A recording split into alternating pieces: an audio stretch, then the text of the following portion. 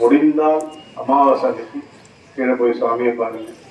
பௌர்ணமியில மேல இருக்கக்கூடிய பரமேஸ்வரனை வணங்கிட்டே சித்தகணங்கள் அவங்களுக்கு எதுக்கு ஒரு நேரத்தை கொடுத்து இந்த குறிப்பிட்ட நேரத்துல நீ கிரிவலம் வா அப்படின்னு சொல்றதுக்கு காரணம் என்னன்னா, ஏதாவது ஒரு வகையில உங்களை சரி பண்ண முடியுமா அப்படின்னு சொல்றேன். நான் கூட வீட்டுல இருந்திருக்கலாம், என் வேலையை நான் பார்த்துருக்கலாம், நானும் ரகசியமா கிரிவலம் போயிருப்பேன். ஆனா நீங்களும் சேர்ந்து வரலாம், நீங்களும் அதை உணர்ந்த ஒரு எண்ணங்கள் தான் நம்ம இதை உங்களோட சேர்ந்து இந்த கிரிவலத்தை நாம ஆரம்பிச்சோம். அதனால நீங்க வந்திருக்கிற நோக்கம் அவருக்கும் தெரியும், உங்களுக்கும் தெரியும். யாரோடவும் நீங்க போய் இந்த பரிமாற்றத்தை செய்ய முடியாது. நீங்க உங்களுக்குள்ளேதான் செஞ்சுக்க முடியும். நீங்களே உங்களுக்குள்ள பிரார்த்தனை பண்ணிட்டு இந்த கிரிவலத்தை தொடருங்க. யாரும் யாரோடவும் பேசாது. ஒரு பாட்டு கேட்குதுன்னா நீ திருப்பி கூட பாடினா அதை கேட்க முடியாது. நீ அமைதியா இருந்தா முழுக்க கேட்கலாம். இப்ப நீங்க அமைதியா கிரிவலம் வந்தீங்கன்னா யோகிகளுடைய தரிசனமும் யோகிகளுடைய பேச்சும் அற்புதமான ஸ்மெல் நிறைய இடங்கள்ல நம்ம வலையில உண்டு. இதெல்லாம் நீங்க வந்து சுவாசிக்க முடியும். இதெல்லாம் அவங்க வந்து போறதுக்கான மிக மிக பரம சந்தோஷமான ஒரு நாள், சந்தோஷமான ஒரு நிமிடம். மிகச்சரியாக 2 மணி 2 நிமிஷத்துல கற்பனாரத்தி நடக்கும்.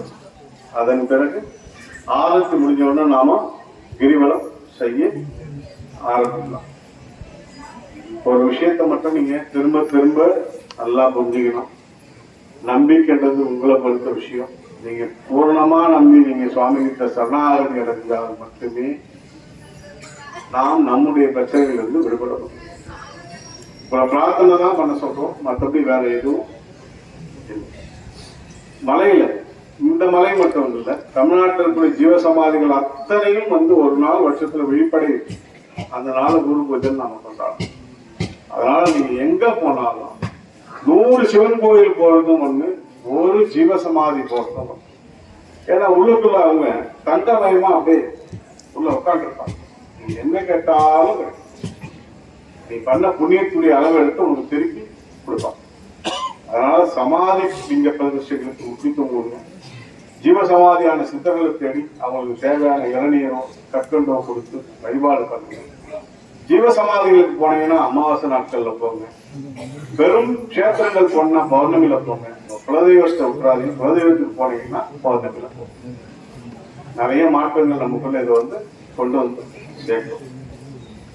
இந்த கிரிவலம் ரொம்ப ரொம்ப உத்தமமான ஒரு கிரிவலமா அமையணும்னு நான் உங்களுக்காக தான் பிரார்த்தனை பண்ணிக்கிறேன். இந்த பிரிவுல நாம இந்த கஷேத்திரத்துல இத்தனை மணிக்கு நாம சந்திச்சிருக்கிறோம். அடுத்த பிரிவுல சந்திப்போமான்னு தெரியாது. வாழ்க்கை ரொம்ப சின்னது. இருக்கிற சூழ்நிலைகளை அனுசரிச்சு சுவாமி கிட்ட சரணாகதி செஞ்சு தேவையான சிக்கல்கள் வந்து விடுபட்டு எப்பவுமே நீங்க அமைதியாகவும் ஆனந்தமா இருக்கணும்னு நான் பிரார்த்தனை பண்றேன். தொடர்ந்து பூஜை முடிஞ்ச உடனே கிரிவலம்.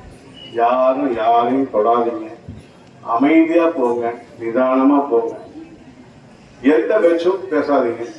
ஆத்மார்த்தமா சுவாமி கிட்ட போய் பிரார்த்தனை பண்ணிட்டே போ. நீ எத்தனை முறை அழைக்கிறாயோ சுவாமிய, ஒரு தடவை கூப்பிட்டா 100 அடி வந்துடுவார். 1000 தடவை கூப்பிடு, 1,00,000 அடி உங்ககிட்ட வந்து நின்றுவார் சுவாமி. இது இன்னைக்கு இல்ல, ஆண்டாண்டு காலமா இருக்கான்.